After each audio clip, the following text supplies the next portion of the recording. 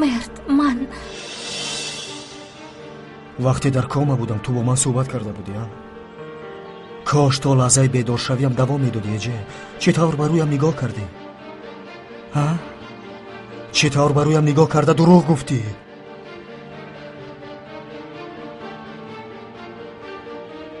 باید این رو اویلت میگفت. من حقی گفتن نداشتم. اویلم؟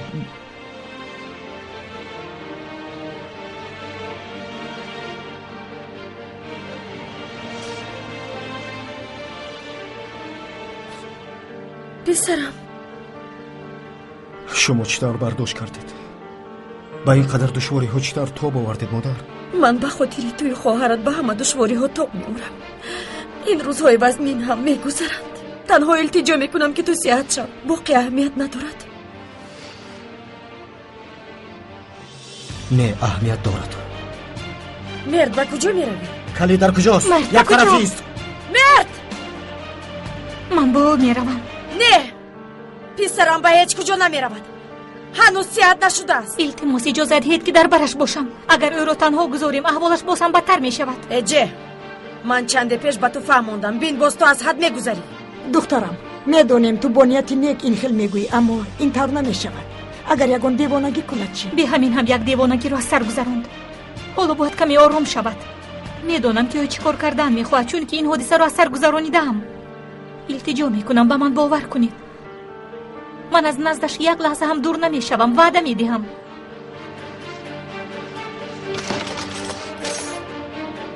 ماند روم. به اجه باور میکنم. پسرم، ماند گفتم ماند. دخترم، مرا نقطه به نقطه آگاه میکنه. فهمیدی؟ با کجا میروید، چی کار میکنید، همش را به من میگویی. وقت مییابی و به من پور گزارش میدی. فهمیدی؟ خوب، وعده میدهم اما که کمال از نزد او یک لحظه هم دور نمیشوم. باور کنید. مرد،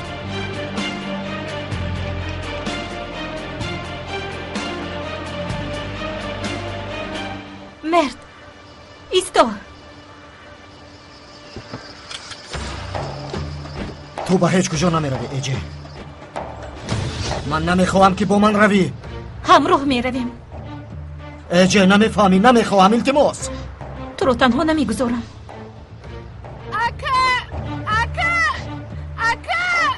اکا منو هم انتظار شم. منو هم با خود چه بارم. دخترم، آرام شو. ایستا، آرام شو. آرام شو. کارتان رو کردین. من دیگر نمیخوام که همراه شما باشم. نمیخوام رویتان رو ببینم. اکا مرا انتظار شم. اکا ایستا. اکا ایستا. التجا میکنم. اکا التماس. اکا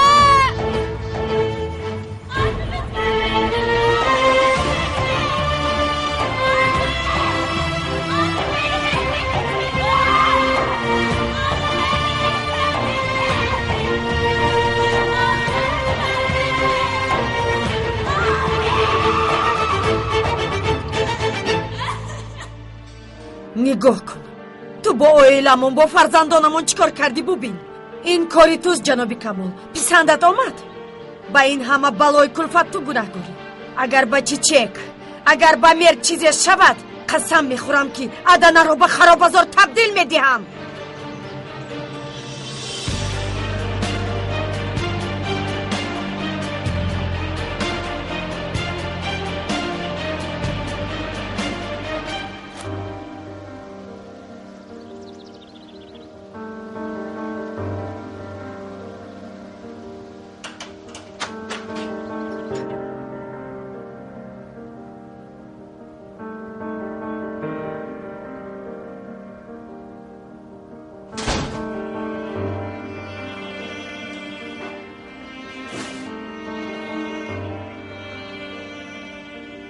چی شد؟ آخرین بار با اینجا همراه پدرم آمده بودم. پدر و پسر خیلی زیبا.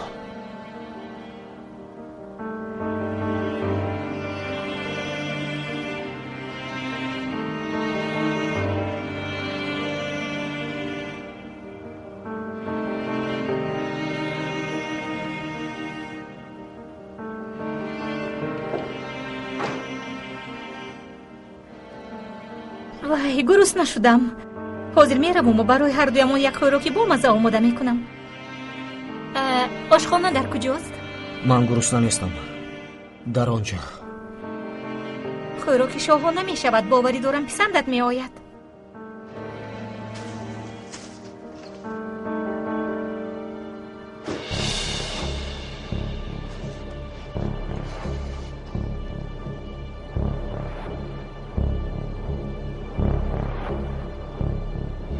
نیلگون همسایه روبروی من است. تمام اینقدر سال ما گمان میکردیم که شوهری و مرده است. جنابی کمال را روزی خدمی دانشگاه دیده بودم. البته اون وقت که بودنش رو نمیدونستم. اصلا ما آنگونه آدمانی نیستیم که هر گونه گپ‌های بر دروغ گفته غیبت کنیم. حاضر تیار می شود. کمی بهتر می آرم. این کدام شبکه است؟ ساعتی چه نشان میدهم؟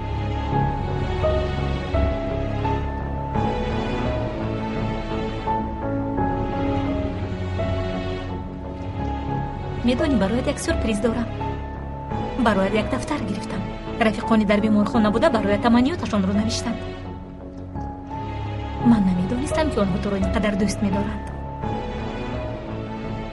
در چنین شرایط زندگی میکردند. چی گفتی عزیزم؟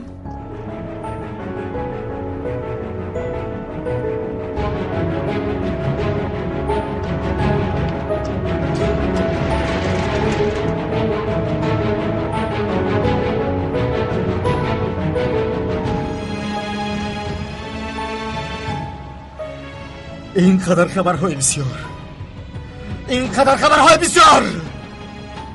من آن وقت در بیمارخانه خواب بودم. وقتی که من اونجا بیمار بودم همه آینی ما آوازه کردند.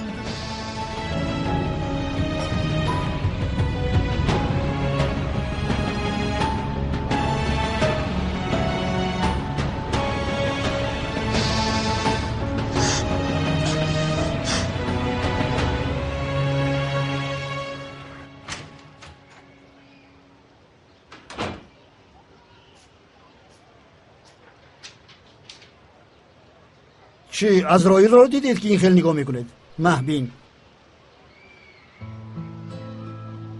شد ده. این از کجا پیدا شد؟ از پرینتر. آخرین چی در کار بوده که؟ تو به اینها نگاه کن نیلگون. کی میدانست که دو برادر بعد این قدر سالیان دراز به دیدار همدیگر میرسند؟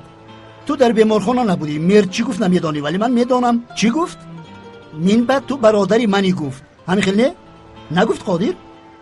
بله گفت ولی میبینیم که کی بودنم رو فهمد بعد چی میگفته باشد. خدایا بعد پسرم بعد فهمیدن چه میگفت؟ آخر تو حیات او رو نجات دادی. این شوخی است؟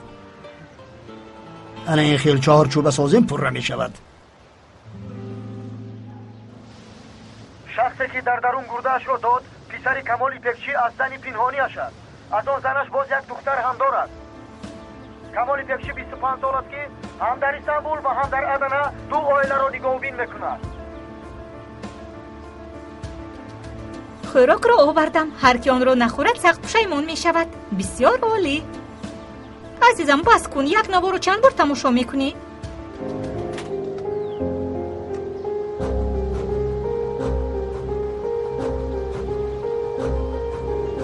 آبی دهانم رفت.